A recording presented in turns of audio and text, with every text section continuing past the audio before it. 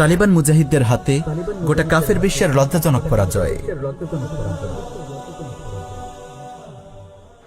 29 ফেব্রুয়ারি 2020 শনিবার কাতারের রাজধানী দোহায় সম্পাদিত হল তালেবান আমেরিকা ঐতিহাসিক চুক্তি।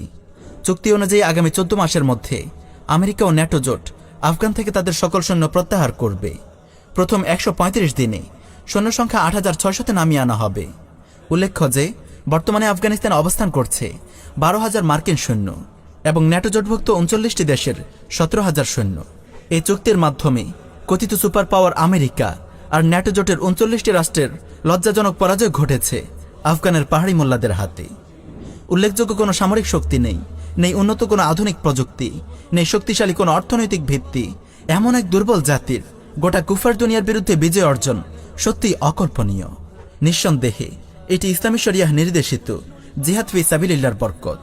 এই চুক্তি মুসলিম উম্মাহর সামনে স্পষ্ট করে দিয়েছে জিহাদ ফি সাবিলিল্লাহ তাদের শান্তি, মর্যাদা, নিরাপত্তা ও স্বাধীনতার একমাত্র জামিন।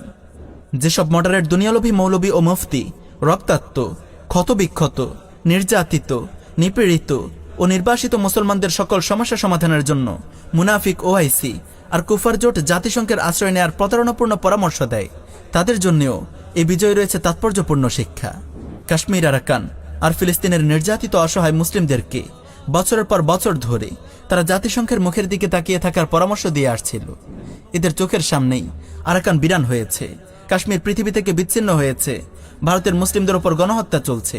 তবুও তারা কুফার জোট জাতিসংঘের ওপর আস্থা হারায়নি। যতই দিন যাবে ততই শিরকি গণতন্ত্র আর কুফরি সেকুলারিজম যে কেবল একটি ধোঁকা, মুসলিম উম্মাহর সামনে তা স্পষ্ট হয়ে যাবে।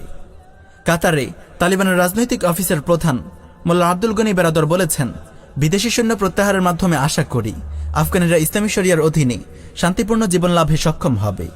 এই চুক্তির প্রকৃত সুফল তখনই স্পষ্ট হবে যখন সত্যি সত্যি কাফরিদের শেষ সৈন্যটিও আফগানের ভূমি ত্যাগ করবে এবং আফগানের জমিনে পরিপূর্ণভাবে আল্লাহর আইন বাস্তবায়ন করা সম্ভব হবে।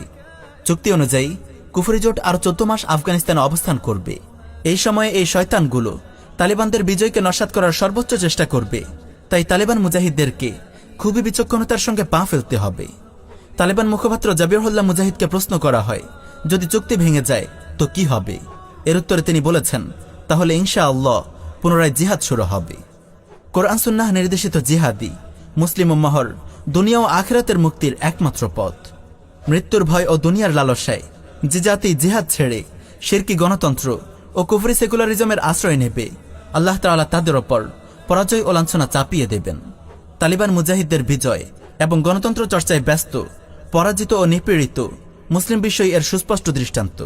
শিরকি গণতন্ত্র ও কুফরি সেকুলারিজম ছেড়ে মুসলিম উম্মাহ যত তাড়াতাড়ি জিহাদের পথে ফিরে আসবে, ততই তা তাদের জন্য কল্যাণ বয়ে আনবে।